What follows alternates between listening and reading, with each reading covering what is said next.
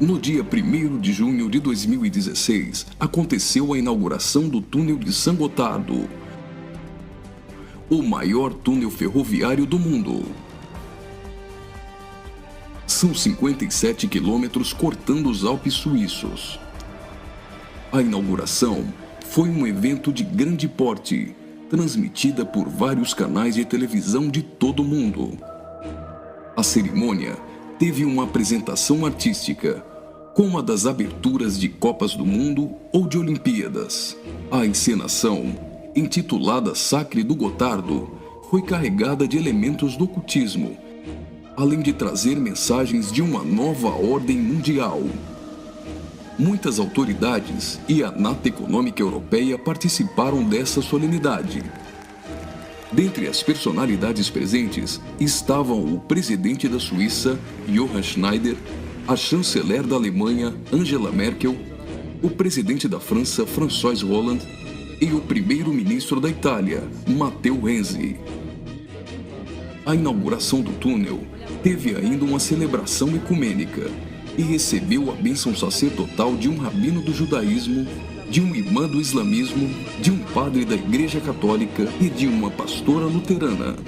Vamos analisar alguns elementos dessa celebração bizarra, que muitos analistas chamaram de inauguração da nova ordem mundial. Na primeira parte, em ambiente fechado, a humanidade é representada por uma marcha de zumbis, pronta para receber ordens. Surge então um anjo na forma de bebê. Aparentemente, este representa Lúcifer. O anjo caído já começa a apresentar semelhanças com Baphomet, que é um dos principais símbolos de Satanás em algumas linhas de culto pagão. Observe, dentre as personalidades presentes, esse sujeito, portando um cetro e vestido com traje de algum tipo de organização ou irmandade. Ele traz um broche com a figura de um bode que deve representar também Baphomet. A cerimônia macabra evolui para a aparição de um homem-bode, representando um demônio-chefe. Esse demônio exerce autoridade e liderança sobre outros demônios que são liberados pelo mundo, representado aqui pela ferrovia. Por essa ferrovia, passam vários períodos da humanidade, revivendo alguns tipos de sociedades secretas e rituais pagãos dos celtas, da Grécia Antiga, do hinduísmo e principalmente do Egito Antigo. Observe ao fundo a figura do Sol, representando um dos principais objetos de adoração das culturas antigas. Sob a ordem do chefe, os demônios se lançam para cumprir sua missão na Terra. Aqui, vemos a representação de antigas sacerdotisas e místicos adoradores, todos sendo conduzidos pelo homem-bode. As sacerdotisas estão levando um cordeiro, como algo a ser oferecido em sacrifício.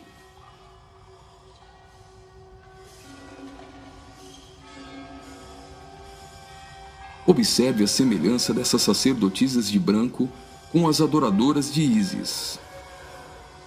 E nesta exaltação de muitas formas de adoração pagã, não poderia faltar a coroação da Rainha dos Céus.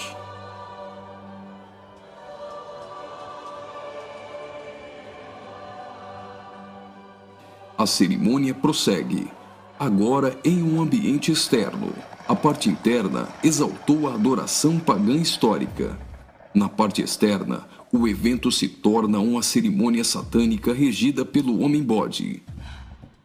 Os zumbis representam a humanidade manipulada, caminhando rumo a um futuro incerto. Os atores correm atrás de uma conquista. O túnel inaugurado literalmente furou 57 quilômetros de rochas nos Alpes suíços. Aparentemente, aqui a humanidade está tentando vencer a rocha, que pode representar Jesus.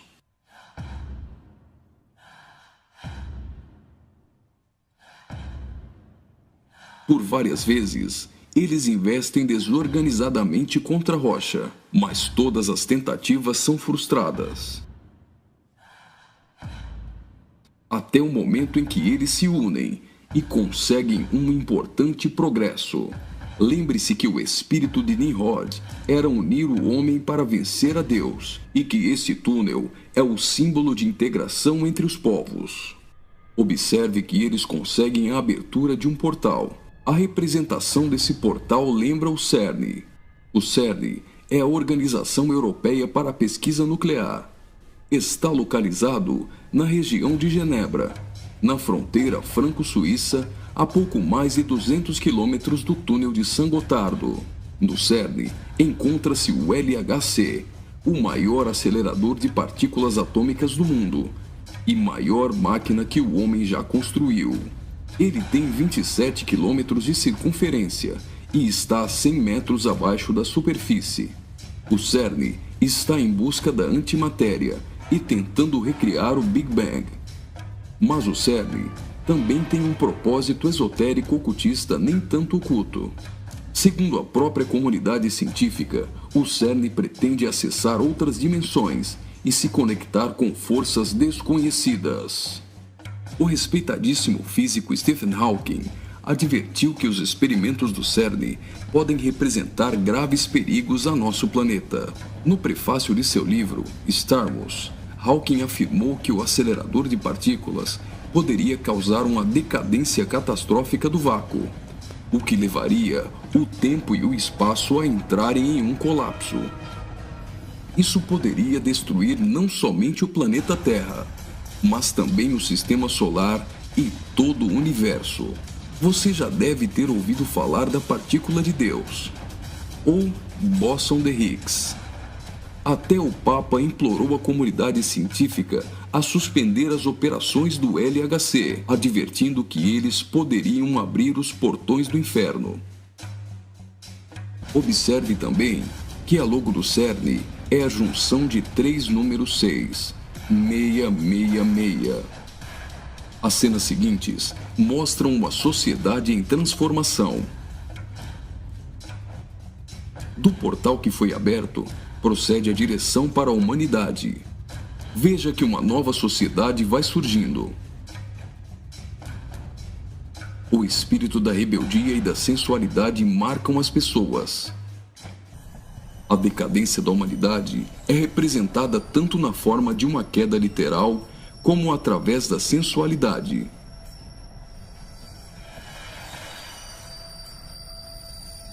Do portal surge um corpo nu, e logo as pessoas ficam endemoniadas.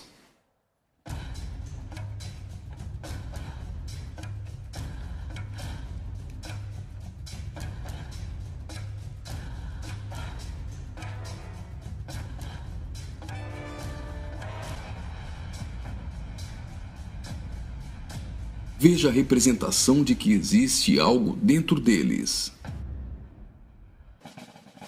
Trabalhadores do túnel aparentemente são representados aqui, mas observe que a verdadeira representação é o deus Shiva, da trindade hinduísta. Shiva é o deus da destruição. Ele destrói para dar lugar a algo novo. A dança de Shiva é considerada a manifestação física do ritmo cósmico. Observe que na entrada do principal laboratório do CERN existe uma imagem de Shiva. A dança destruidora de Shiva é associada à aceleração ou à dança das partículas. A cena seguinte lembra os operários mortos na construção do túnel, mas na verdade representa o sacrifício humano.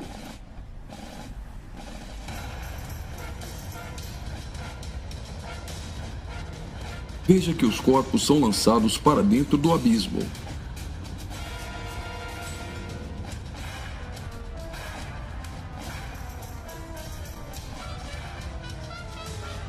Preste atenção. Do fundo do abismo, as mãos vêm receber o sacrifício.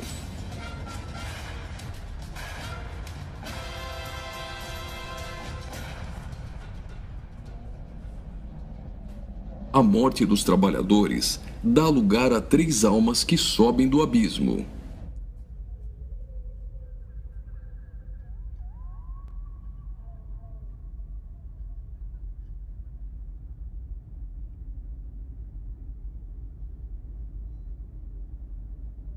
surge então um enorme olho que tudo vê, ou o Olho de Horus, um importante símbolo usado pelos Illuminati.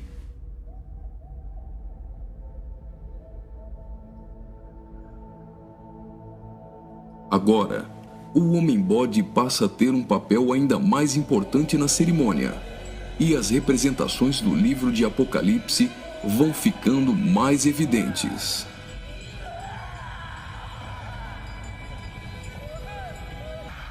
Veja como os demônios se parecem muito com o orixá Omolu. Do portal surge uma figura de um homem, misturada com a de um bode e 3 escaravelhos egípcios. O escaravelho simboliza o deus Khepri, o deus do sol nascente. Homem e bode se fundem, representando a encarnação de Satanás e o surgimento do Anticristo. Ele não será um homem normal. Sua autoridade e poder provém do próprio Satanás. Uma personagem, aparentemente representando a deusa Ísis, surge para ungir o Homem-Bode, que é a própria besta. Como a cerimônia de coroação de um rei, a besta é ungida governante sobre todo mundo. Observe novamente que os demônios lembram muito o orixá Omolu. Após receber o manto do espírito feminino de Ísis, a besta manifesta atitudes homossexuais. Ungido governante do mundo, a besta demonstra sua fúria contra todos e agita seus demônios.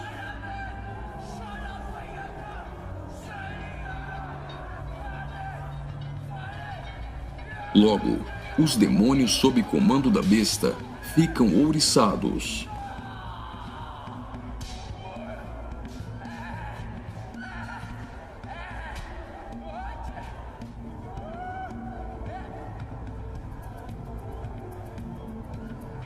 Assim como está escrito em Apocalipse, a besta passa a ser adorada pelos homens e pelos demônios.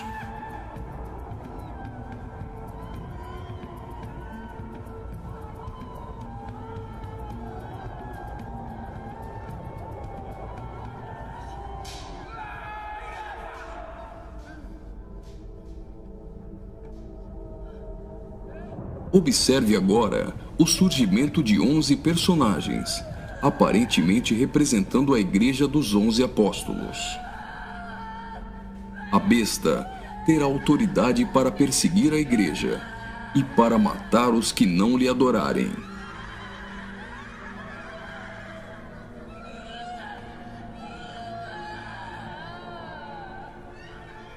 Observe que no telão a besta tem várias cabeças. Logo, a besta parece ter sido ferida na cabeça. Leva as mãos à cabeça e vai caindo. Segue-se então uma cerimônia fúnebre, com um antigo canto germânico do ocultismo. Veja essas pessoas carregando árvores secas invertidas. Observe que as raízes estão para cima. Assim como a cruz invertida é um símbolo do satanismo, tudo que se apresenta invertido representa o contrário. A imagem do telão é a árvore da morte, que é o contrário da árvore da vida.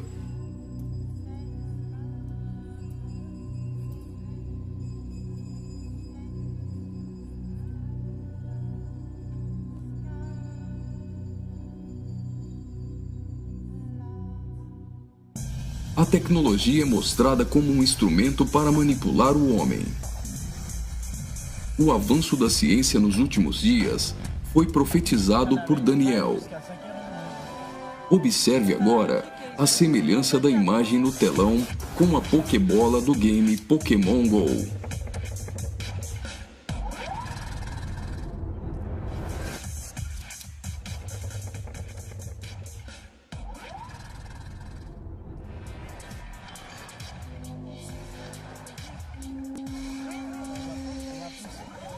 Enquanto na parte inferior da tela aparece uma segunda besta caminhando em direção à primeira, ao fundo surge a figura da Grande Meretriz.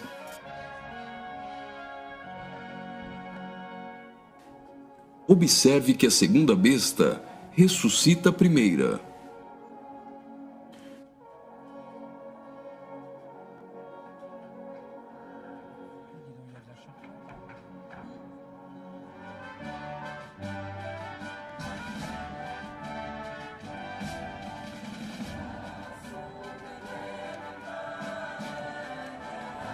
Note que os símbolos maçônicos estão presentes em várias partes da celebração. Aqui, temos o olho de Horus e o compasso com um esquadro. Os 3 personagens de cabeças grandes aparentemente representam as nações da Terra, os reis da Terra e os mercadores da Terra que foram embriagados e se prostituíram com uma grande meretriz. O relógio girando ao contrário provavelmente faz menção à profecia de Daniel, de que o anticristo mudaria os tempos, e fala da velocidade em que a nova ordem mundial será estabelecida. No auge da cerimônia, todos os personagens se lançam em adoração. Mas afinal, o que eles estão adorando?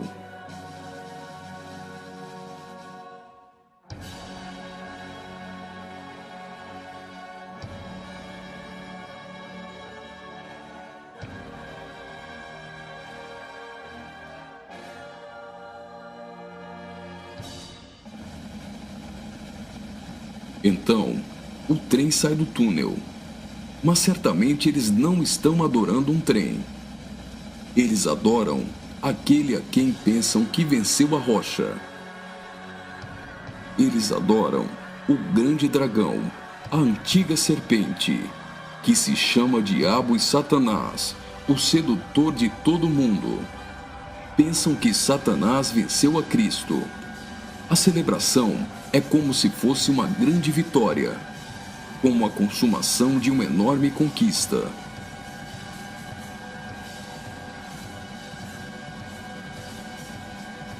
Observe mais uma vez no telão. Por algum acaso, trens voam? O que isso significa? O trem se parece com uma serpente e representa a Satanás, que sempre quis subir aos altos céus e ser exaltado. É justamente isso que eles estão profetizando nesse ato profético. Faria muito sentido se isso fosse um encontro de bruxos e satanistas, mas numa inauguração de uma grande obra pública com a participação dos principais signatários da Europa, realmente não faz sentido algum. Só que eles se esqueceram de ler todo o livro de Apocalipse. E vi a besta e os reis da terra com seus exércitos, congregados para pelejarem contra aquele que estava montado num cavalo e contra seu exército. Mas a besta foi aprisionada, e com ela o falso profeta, que com os sinais feitos diante dela, seduziu aqueles que receberam a marca da besta, e eram os adoradores de sua imagem. Os 2 foram lançados vivos dentro do lago de fogo que arde com enxofre. Apocalipse capítulo 19, versículos 19 e 20.